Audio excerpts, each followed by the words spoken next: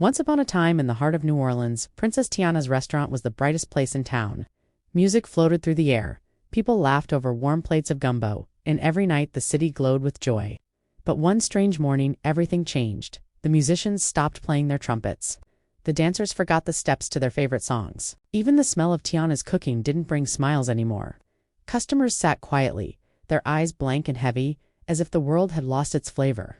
Tiana tried to cheer them up with her best recipes: sweet beignets covered in sugar, spicy jambalaya, and golden cornbread hot from the oven, but nothing worked. Even the fire in her kitchen seemed tired. Then, late one night, an old woman came to her door, shivering in the moonlight. "The world has forgotten joy," she whispered. "A great apathy has spread across the lands. To bring back happiness, you must seek the spirit of joy in the north." Tiana didn't hesitate. "If there's a way to fix this, I'll find it." She packed her cooking tools, her mother's recipes, and a little jar of spice from her restaurant. Then she stepped into a small boat and sailed toward the icy lands of Arendelle. The journey was long and cold. Snow fell harder the closer she got, and even the stars seemed dim. But when she finally reached Arendelle, she saw something magical. Frozen waterfalls glittering like diamonds and a castle glowing blue beneath the northern lights. There she met Queen Elsa, the fifth spirit, who connected magic and nature. Elsa welcomed her kindly, but with a worried look. "I can feel it too," Elsa said. "The snow sings quieter now. The forest spirits are asleep. Even the light feels tired." Tiana explained what was happening back home, how people were losing their spark. "I thought maybe you could help me find this spirit of joy," she said.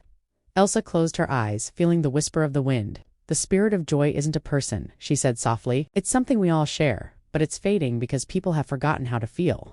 Maybe we can remind them." Tiana thought for a long moment, her mind racing through memories of her kitchen, her customers, and her father's words. Good food can heal a heart. Then her eyes lit up. What if we don't fight this apathy with magic or might, but with something that brings people together? A feast. A dish that can wake up joy itself? Elsa smiled. "A gumbo of the gods," she whispered, "made with warmth, love, and a little bit of snow magic." And so their grand adventure began. Elsa created an ice bridge across the mountains so they could travel quickly. Together they visited magical lands to find ingredients touched by emotion itself. In the kingdom of Corona, Rapunzel welcomed them with her long golden hair shining in the sunlight. From her garden she offered sun-kissed tomatoes so bright they seemed to hold pieces of the sun. From the ocean's edge, Ariel gave them a lemon infused with song, a fruit that hummed a gentle tune whenever it was sliced. "This will remind the world how to sing again," Ariel said with a smile. They journeyed to the Valley of the Spirits, where Elsa's own memories shimmered in the air like mist. There, a kind wind spirit brought them a single happy tear, perfectly preserved in crystal. "This is pure joy," said Elsa. "It's the most powerful ingredient of all." After their long journey, Tiana and Elsa returned to Arendelle.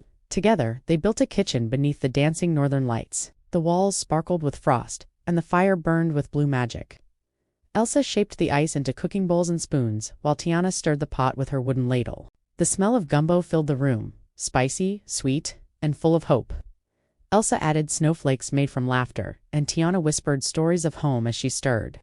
The gumbo began to glow, golden and warm, sending waves of light across the room.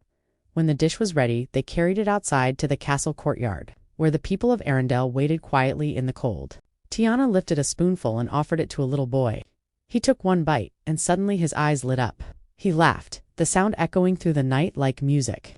The light spread from him to his mother, then to everyone who tasted the gumbo. Colors returned to the world. The snow sparkled again. Laughter rolled through the streets of New Orleans and Arendelle alike. The fog of apathy melted away like frost under the sun. Elsa turned to Tiana, tears in her eyes. "You've reminded me that warmth doesn't always come from fire," she said. "Sometimes it comes from the heart." Tiana smiled and wiped her hands on her apron. "And sometimes," she replied, "the right recipe can save the whole world."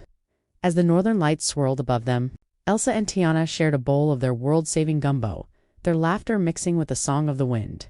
From that night on, both Arendelle and New Orleans remembered a simple truth. Joy is something we can always share, especially when it's made with love.